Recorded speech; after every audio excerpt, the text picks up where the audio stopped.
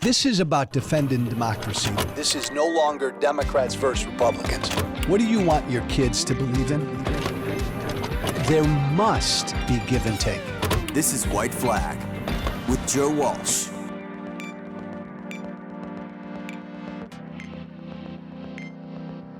He's got to stand with Israel. Joe Biden, the President of the United States, had better stand with Israel or he's going to lose in November. I don't want Biden to lose. Many of you listening to me right now don't want Biden to lose. I don't want Biden to lose because I don't want Donald Trump in the White House. I believe Trump's an existential threat to our democracy and the rule of law. I don't want him in the White House. Joe Biden needs to win. But let me tell you something. If Joe Biden continues down this road of distancing himself from the state of Israel, our greatest ally on the planet, he's going to lose. I actually had to get off of Twitter yesterday. I was so pissed off. I was so pissed off at Joe Biden. Biden had a private conversation with Benjamin Netanyahu, the Prime Minister of Israel. I don't care what you think of Netanyahu. I used to love the heck out of Netanyahu. I don't anymore. A couple weeks after October 7th, I said that Netanyahu ought to step down. I'm not a fan of Bibi's. He's been around too long. He's a destructive presence right now. I acknowledge all of that. Biden has a conversation with Bibi yesterday, and on that conversation, according to the readout, Biden told Bibi that we need an immediate ceasefire. Joe Biden called for an immediate ceasefire. Excuse me? By the way, for the first time, an immediate ceasefire not contingent upon the release of the hostages. U.S. policy now.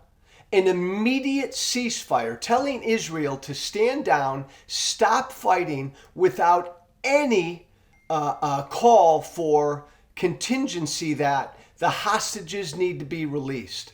That is a change in policy. A bad change in policy. That's wrong. And by the way, Joe Biden, what the fuck? There are Americans being held hostage still. We forget that. Americans are still being held hostage in Gaza.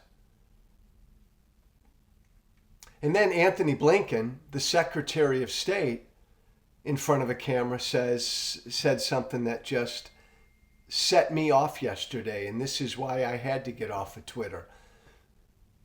Blinken said, in essence, that Israel risks becoming indistinguishable from Hamas. The American Secretary of State said, Israel, continuing down this road of trying to defeat Hamas, risks becoming indistinguishable from Hamas. That's just plain outrageous. Hamas is evil. Hamas are monsters. Hamas is a officially recognized terrorist organization.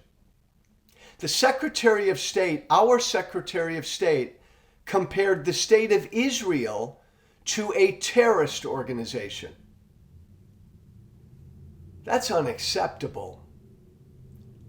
That's shameful. That's an ugly, ugly smear of our closest ally.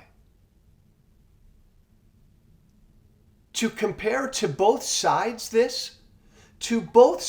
Israel with a terrorist organization whose very essence as a terrorist organization is to target civilians and kill civilians, just like they did on October 7th. Israel imperfect. Israel, like America, makes mistakes. Israel in times of war commits tragic accidents where civilians are killed, just like America has in every single war. But Israel, like America, is not a terrorist organization, and Israel, like America, does not purposely target to kill civilians.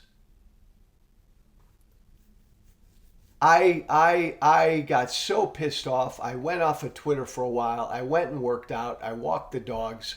I just, look, I get it. Here's the lay of the land. Joe Biden, I know in his head and his heart, is pro-Israel. The real Joe Biden is the Joe Biden that said what he said in the weeks and 2 and 3 or 4 weeks after October 7th, where he said, I'm with Israel. What Hamas did is horrific, and Israel, we stand with Israel in defending itself against this terrorist evil regime that wants to wipe Israel off of the face of the earth. I know in his head and his heart that's what Joe Biden believes, but Joe Biden is letting politics move him. This is an issue, Israel, that divides his coalition. Call it like it is. The left in this country is anti-Israel. The left is part of Biden's coalition. I'm sorry if you're on the left and I offended you just now. I know I'm generalizing, but generally in this country, the left is anti-Israel. Moderate Democrats, independents, most Democrats are pro-Israel. But this issue divides Biden's coalition.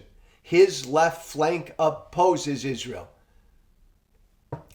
And he's letting that dictate what he says and does. And that's wrong, because it's wrong to abandon Israel. That's wrong for Biden to do it because Biden's doing something that he knows is wrong. Biden knows Israel imperfect. Israel is good. Biden knows that. So the right thing to do in this war is to stand with Israel and let Israel do what they have to do to defend themselves, right? But it's also bad politics. If Biden continues for political reasons to appease his left flank, he's going to lose a hell of a lot of vote in the middle who would ordinarily vote for him. And there are a lot more of them than there are young people, Muslims, and far left folks who will not vote for Biden because of his stance on Israel. I've heard from plenty of moderate Democratic Jews who would never think to vote for Donald Trump, who, because now of Biden distancing himself from Ireland, are prepared to vote for Trump. Yes, it's true. Biden, you got a choice, man. You can do the wrong thing and do the political thing and try to appease your left flank. And if you do that, you'll lose in November. Or you can do the right thing and stand by Israel and address your left flank, talk to your left flank, listen to your left flank, and explain to your left flank the difference between the state of Israel and a terrorist organization. And if you don't have the guts, the balls, the decency, the rightness to do that, then you don't deserve Joe Biden to be reelected.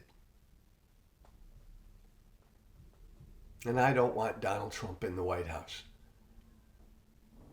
But there are so many people like me who have been all in now for Joe Biden for 4 years now, who've taken a lot of heat because we're all in for Joe Biden, who are prepared to walk, who will walk if Biden continues to distance himself from Israel. Oh my God, I'd hate to do that because I don't want Trump to win. But Israel is a non-negotiable for me and a non-negotiable for a lot of us. Do the right thing, Mr. President. Do the right thing. Have a good weekend. I'm Joe Walsh. Joe Walsh, whiteflag@gmail.com. That's one word. Joe Walsh, whiteflag@gmail.com. Be brave. Thank you for listening.